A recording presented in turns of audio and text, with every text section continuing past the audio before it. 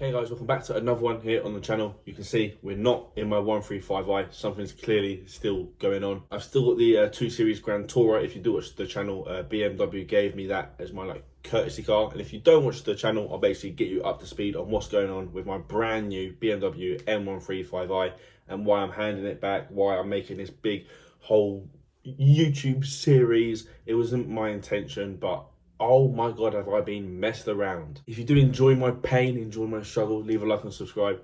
As I said, it wasn't my intention, but we've got to try and make a positive out of something because, yeah, as I said, this has been ridiculous. This has been going on for about 2.5 months. Mental. So take it back to the start, a couple of issues started. I made BMW Assist aware. So they're essentially like the like a side business of BMW. Not really a side business, I don't know how to explain it. Essentially, you phone BMW Assist when you've broken down or when you've got an issue with your car. Phone them about the issues. They said phone the dealer or get in touch with the dealer. So that's what I did. The next day I went down to the dealer. As I said, brand new car. At this stage I had it for 3 weeks. They then booked me in to get the car seen. It was a 1.5 month wait, so longer than I'd actually have the car. It was a kick in the teeth, absolute kick in the teeth. But listen, if I have to wait, I have to wait. And then more problems started popping up, more problems, to the point where I now want to hand the car back. I've started the whole rejection process. I no longer want this car. I no longer like this car. I no longer feel comfortable in this car. So I want to reject it, get a full refund, be done with the car. The customer service combined with the car quality, it's not anything I want to be involved in. It's my first car on finance. I made no secret of that. My whole intention was to keep it for the long term and grow my businesses, but it's just causing me stress. It's just too much stress that the stress is more than it's worth. Does that make sense? But yeah, anyway, all the issues started popping up, and then that brings us up to the present day. After a lot of phone calls and a lot of false promises and a lot of fake stuff, I dropped my car off for it to be assessed. As I dropped it off, they gave me a 2 Series Grand Tourer as a courtesy car. Said it'd be a couple of days, maybe 3 or 4 days. We're in the 3rd week. So what's been going on with the car? I actually did manage to go in and see the car. I managed to grab a photo, which I'll put on the screen now. It's such a bad photo, but in the photo you can see the door cards are off and the engine bay is up. Now on the BMW app, you can actually track all these kind of things. Today is the 28th. My car has not changed since the 16th. So it's been in that situation since the 16th. As I said, today is the 28th. From what I remember, a lot of the door cards have been taken off. The interior is just an absolute mess. They've actually, and this is the craziest part, which I want to say now, they've taken the turbo off and they're having to consider ordering a new turbo. I was told that a week ago and I still haven't been told anything. So it doesn't take a genius to think they've probably ordered a new turbo. This is a brand new car and they've ordered a new turbo. Let's just take it back. So there's many teams. There's customer service, financial service, escalations team, and then the retailer. Customer service can't really do much when it comes to the rejection side of things, but they put me in contact with the people who can do things. The escalation team, they're the people who essentially raised the case and took it forward. They were okay. I'll get onto how it is right now because it's no secret. If you watch any of the other ones, the communication I've experienced has been just disgusting, next to none, but we'll get onto that. This is quite an in-depth video because, as I said, it's been 3 weeks where I haven't updated you and so much has happened. Yeah, customer service, I am going to actually get in contact with them when this is all said and done because, as I said, the way I've been treated has been disgusting and I do want to raise a complaint and I do want to raise a case. Escalation team, they essentially start the whole process, and then we've got the financial team and the retailer. The retailer is who I bought the car off brand new. They have got the car, as I said, for 3 weeks. And then the financial team is essentially BMW Finance. They're who own the car. These are the 2 main people. The retailer is who sold me it, and the financial team is essentially who owns it.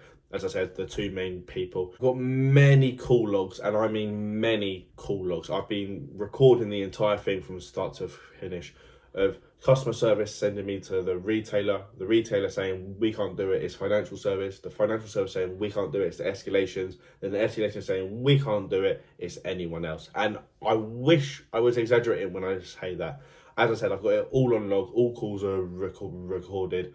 I have been pushed from pillar to post, and I know it's a first world problem, but I think we can all agree this is dragging on a bit now. And if it's dragging on for you to watch, imagine how it is dragging on for me. Still paying insurance, still paying finance, still got the deposit out, potentially heading towards road tax if it takes a year. I'll have to pay the £600 road tax. Potentially heading towards a new year of insurance. I'm not being funny. When does it end? I understand there's a process. I've said it every single video. I've been quite good and fair at giving the benefit of the doubt. There's processes, there's people to talk to, but that does bring me on to my next point. I've sent about 5 or 6 emails in total, long emails, ones that you've got to properly scroll through. I had no answer from anyone. So I phoned up, I think I ended up speaking to a financial service, and bless her, she was new to the company, so she wasn't exactly like PR trained. So she was kind of saying stuff how she actually wanted to say it and not how they're supposed to say it. She said words like, that's not on, that's unusual, this isn't right. She also said that I've been emailing the wrong email, even though it's the email that they gave me to email. Honestly, you couldn't make it up. There's so many things that I'm forgetting because it is so, I'm lost for words, honestly. It's been so stressful. Not my mental health. Like, I'm not going to jump off like a bridge, but it's quite depressing having that amount of money tied up in a car. You know you don't want to keep. I'd be happy if I was keeping the car, but I know I'm not keeping it, and this is where it comes into a problem now. My last communication with the escalation team was that I need to provide proof of the issues. It's completely fine. I've got nothing to hide. I'm not trying to like blag it. There are issues. BMW have now got my car. It's in the service department. As I've said, I've taken the photos of the current state of the car. They've got my car in their hands. I've got this team saying I need to provide proof. I've got this team saying the car needs a new turbo.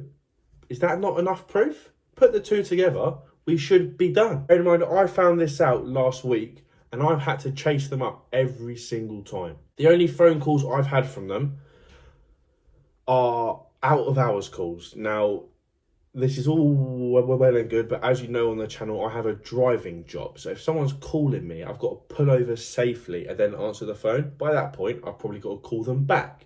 If you're phoning me out of hours, I can't phone you back. And this has happened 3 or 4 times that they phoned me out of hours. Real kick in the teeth. It means that I can't get back in contact with them. It's normally on a Friday or a Saturday, so then I have to wait a few days. It's small things like that. It's a real kick in the teeth. I'd like to hope they're not doing it on purpose, but when it happens that often, I don't know what's going on. My argument is, as I've said, I understand there's a process in place, but how long does this process have to go on for? We've got this team saying we need a proof of problem. We've got this team saying the problem's so bad we've got to change your turbo. If them two speak together, they can keep the car. I don't need to go and collect it to then take it back to them 100 times. They can give me what I'm owed back of this car that is faulty from brand new. Anyway, tonight I got off the phone with someone who's quite high up in the whole BMW, the place where I bought the car from, the retailer, and she's, from what she said, she's going to take it further and she'll be in touch with me tomorrow or Wednesday. Now, I've heard that 1,000 times. We'll be in touch in a couple of days. If she does, I'll respect it. As I said, I've been open-minded. I've given the benefit of the doubt at every point. But I'm sure you can all appreciate this has dragged on for so long and I've had so many false promises. I can't really trust any of them. I'm sure that makes sense. We're potentially on the right lines now. I'm more than aware there's going to be a few more hurdles. There's going to be a few more lies or tricks to make me like not hand it back. But they're getting the car back. It's as simple as that. I'm emotionally drained. I'm mentally drained. I just want it over with. It's been such a pain. This close to Christmas as well. I don't know. Hopefully you have enjoyed. Because I haven't. I understand it's probably quite fun to watch. It is quite stressful. I'm sure I'll look back one day and laugh, but yeah, it's not too good to be involved in. From what I've seen online as well, as I've said, this seems to be quite a rare thing. I must have just got unlucky at every single stage.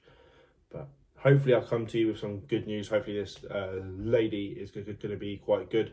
She seems to know what she's talking about, so we will see. And yeah, hopefully the next time, how many times am I going to say hopefully? But the next time we speak, ideally, will be some good news. So yeah, hopefully I'll see you again. Cheers.